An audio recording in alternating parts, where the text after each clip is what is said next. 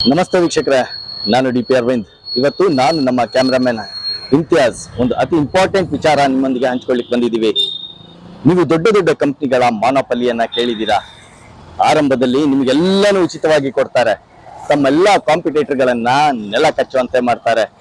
ಅದೇ ತರದಲ್ಲಿ ನಮಗೆ ಅಂತ ಹೇಳಿದ್ರೆ ಸಾರ್ವಜನಿಕರಿಗೆ ಸೇರಿದಂತ ಸಂಸ್ಥೆ ಒಂದು BSNL. ತುಂಬಾ ಒಳ್ಳೆ ಸರ್ವಿಸ್ ಕೊಡ್ತಾ ಇದ್ದಂತ BSNL ಹಂತ ಹಂತವಾಗಿ ಮುಚ್ಚುವ ಸ್ಥಿತಿಗೆ ಬಂದಿತ್ತು. ಆದರೆ ಮತ್ತೆ ನಿಧಾನವಾಗಿ ಎದ್ದಿದೆ, ಉಳ್ಕೊಂಡಿದೆ. ಇದನ್ನ ಹೀಗೆ ಉಳಿಸ್ಬೇಕು, ಬೆಳೆಸ್ಬೇಕು.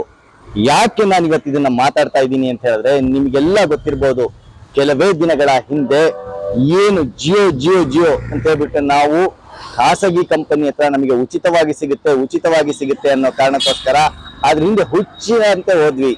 ನಮಗೆ ಡಾಟಾ ಫ್ರೀ ಸಿಗುತ್ತೆ, ಟಾಕ್ ಟೈಮ್ ಫ್ರೀ ಸಿಗುತ್ತೆ ಅಂತ ಹೇಳ್ಬಿಟ್ಟು ಹೋದ್ವಿ. ಆದರೆ ಅವರ ಮಾನೋಪಲಿ ಏನು ಅಂತ ಹೇಳಿದ್ರೆ ಹಂತ ಹಂತವಾಗಿ ಅವರ ಎಲ್ಲಾ ಕಾಂಪಿಟೇಟರ್ಗಳನ್ನ ಮುಚ್ಚಾಕಿದ್ರು. ಅದರಂತೆ ನಮಗೆ BSNLಗೆ ಸಂಬಂಧಪಟ್ಟಂತ ಸಾಕಷ್ಟು ಟವರ್ಗಳನ್ನು ಕೂಡ ಅವರ ಸ್ವಾಯತ್ತತೆಗೆ ತಗೊಂಡ್ರು. ಇವತ್ತು ಏನ್ ಪರಿಸ್ಥಿತಿ ಆಗಿದೆ, ನಿಧಾನವಾಗಿ ಮಾನೋಪಲಿಯಾಗಿ ಅವರ ಕಾಂಪಿಟೇಟರ್ಗಳೆಲ್ಲ ನೆಲ ಕಟ್ಟಿದಂತೆ ಉಳಿದಂತ 2-3 ಕಂಪನಿಗಳು ಒಪ್ಪಂದ ಮಾಡಿಕೊಂಡು ನಿಧಾನವಾಗಿ ತಮ್ಮ ಬೆಲೆಯನ್ನ ಏರ್ತಿದ್ದಾರೆ. ಏಕಾಏಕಿಯಾಗಿ 25% ಬೆಲೆಯನ್ನ ಏರ್ಸಿದ್ರು. ಇದೇ ನಾವು ನಮ್ಮ ಸಂಸ್ಥೆಯಾದ BSNL ನ ಬೆಳೆಸ್ಕೊಂಡು ಉಳಿಸ್ಕೊಂಡು ಹೋಗಿದ್ರೆ ಇವತ್ತು ಈ ಪರಿಸ್ಥಿತಿ ನಮಗೆ ಬರ್ತಾ ಇತ್ತಾ? ಇವತ್ತು ನಮಗೆ ಆಲ್ಟರ್ನೇಟ್ ಬೇಕು ಅಂತ ಹೇಳಿದ್ರು ಕೂಡ ನಮಗೆ ಸಿಗದಂತ ಪರಿಸ್ಥಿತಿ ನಿರ್ಮಾಣವಾಗಿದೆ. ಇದಕ್ಕೆ ಕಾರಣ ಯಾರು?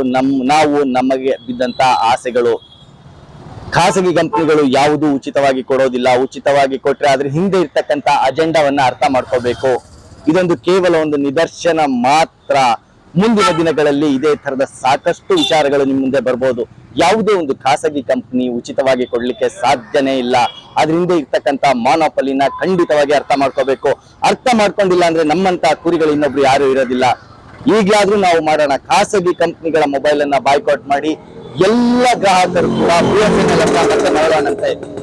ಎಲ್ಲರೂ BSNL ನ ಮತ್ತೆ ನಾವು ತಗೊಳ್ಳೋದ್ರಿಂದ ಏನಾಗ್ಬೋದು ಅಂತ ನೀವು ಕೇಳ್ಬೋದು. ಗ್ರಾಹಕರ ಸಂಖ್ಯೆ ಜಾಸ್ತಿ ಆಗುತ್ತೆ, ಸರ್ಕಾರದ ಮೇಲೆ ಒತ್ತಡ ಹೇರಬಹುದು.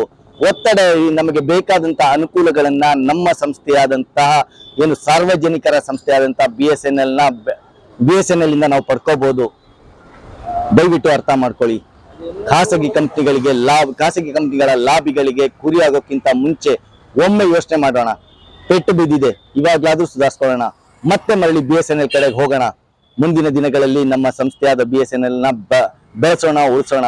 ಇಲ್ದಿದ್ರೆ ಈ ಖಾಸಗಿ ಕಂಪನಿಗಳು ಮಾನೋಪಲಿ ಮುಖಾಂತರ ನಮ್ಮನ್ನೆಲ್ಲ ಒಳಗಡೆಗೆ ಸಿಕ್ಕಾಕ್ಸ್ಕೊಳ್ತೆ. ಅವರ ಇಚ್ಛೆ ಬಂದಂತೆ, ಅವರ ಇಚ್ಛಾನುಸಾರ ತಮ್ಮ ಬೆಲೆಗಳನ್ನ ಫಿಕ್ಸ್ ಮಾಡಿ ನಮ್ಮನ್ನ ಲೂಟಿ ಮಾಡ್ಲಿಕ್ಕೆ ಮುಂದಾಗುತ್ತೆ. ನಿರ್ಧಾರ ಜನರದು, ಅಂದ್ರೆ ನಿಮ್ದು. ನೀವು BSNL ನ ಬೆಳೆಸ್ತೀರಾ, ಉಳಿಸ್ತೀರಾ, ನಿಮ್ ಕೈನಲ್ಲಿದೆ. ಮತ್ತೆ ಮರಳಿ BSNL ಕಡೆಗೆ ಹೋಗೋಣ ಅಂತ ಹೇಳ್ಬಿಟ್ಟು ನಾನು DP ಅರವಿಂದ್, ನನ್ನ ಜೊತೆಗೆ cameraman Imtiaz, F7 news, Shivamogga.